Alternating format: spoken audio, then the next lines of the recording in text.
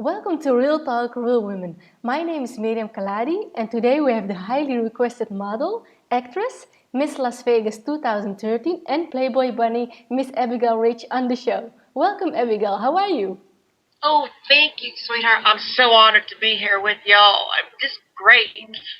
Thank you so much, Abigail, for your time.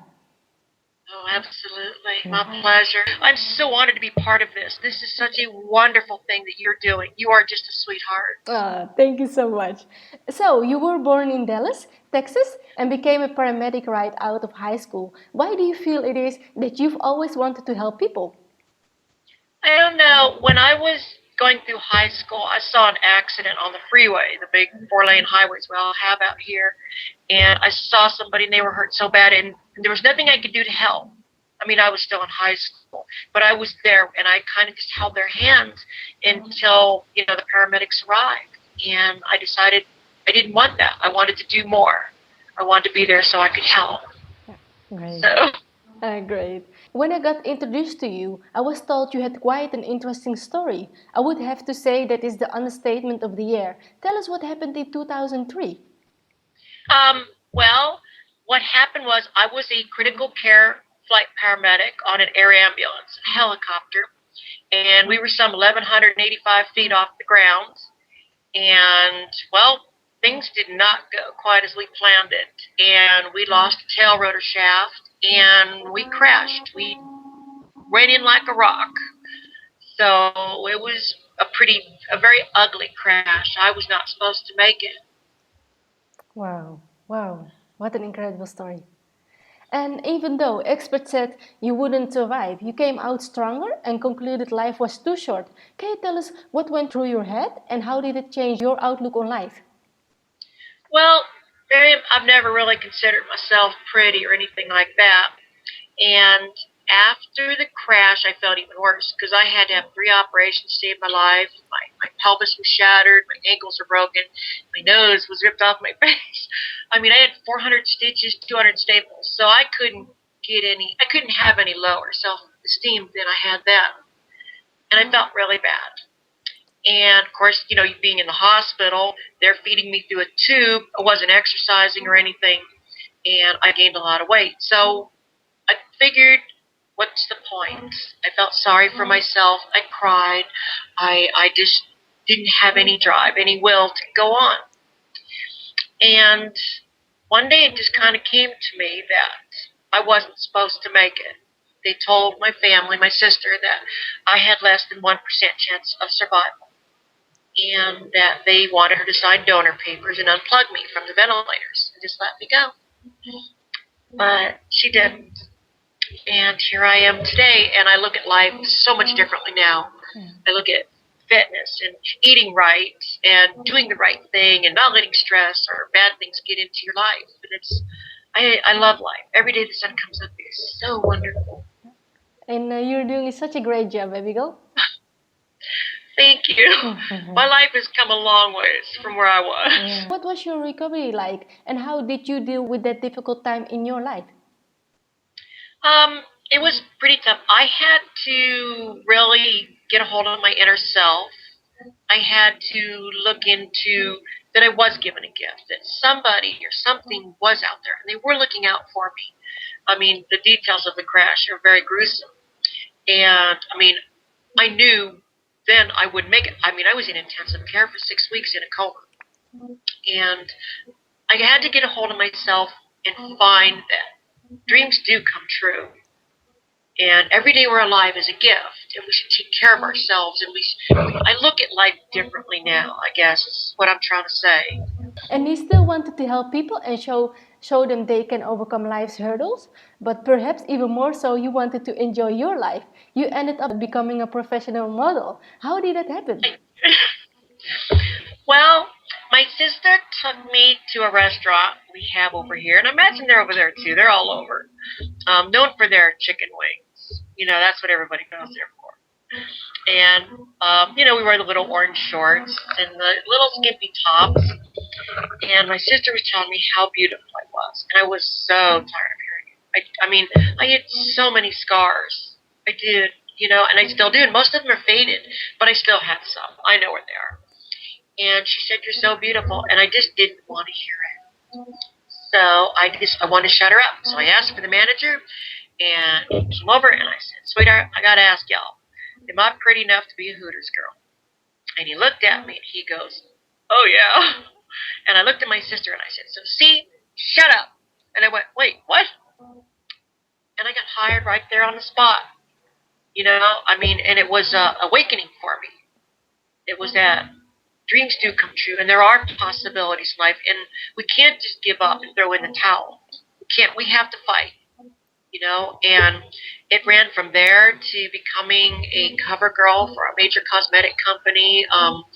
Like you said, I was a Playboy bunny at the Palms Playboy Club here in Las Vegas, which there are no more Playboy clubs in the United States anymore. But I love that. And I'm a model. I've been on covers. I'm featured model things, and now I'm acting in films, and television shows, and commercials. And every day the sun comes up. It's a gift, and it's for all of us. I mean, not just me, but for all of us, all of your viewers out there, everybody all around the world. We need to look at things and sometimes go, that isn't so bad. Because there isn't anything that anybody can do to you or me or any of your viewers that will not turn out to be a good thing for us all. It's just how we look at it. I agree. Thank you so much. And some people will have certain prejudices when they hear you are a model or a Playboy bunny. The reality is you are a beautiful human being, you are smart, and you have a big heart that wants to help people and do good. Do you ever feel judged, and how do you deal with that kind of negativity? Oh, now, I have stalkers. I have negativity in my life. But again, you have to, and we all have to look at something and go, okay, somebody's going to say something mean. That's just human nature. It's the way that people are. I don't care what country you're from. It's human nature. And could it be because somebody's jealous? I'm sure, as beautiful as you are, somebody would say something mean about you. But it's because they're jealous. And you have to look at it and go, well, wait a minute.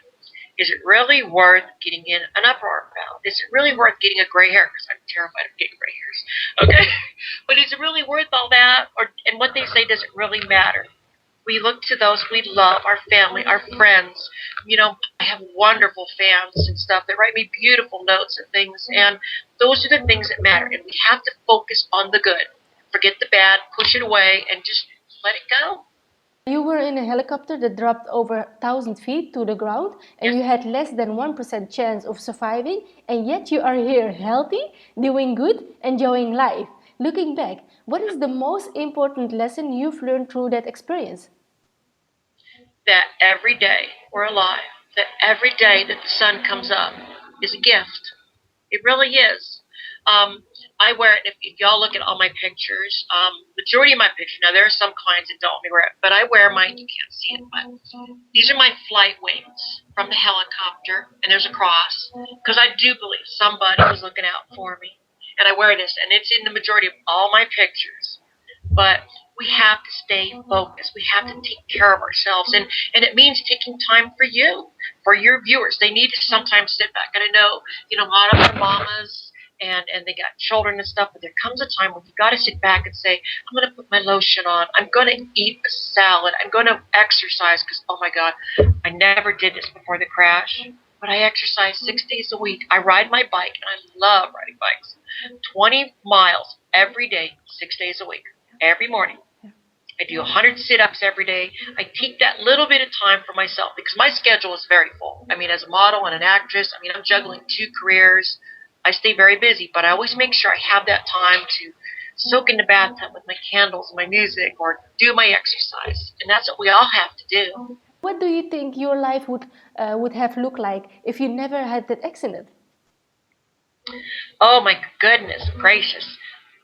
Well, I don't think I would be I know I would not be the person that I am today. I know I would not be the person I am today without what the changes that happened in my life. I know that.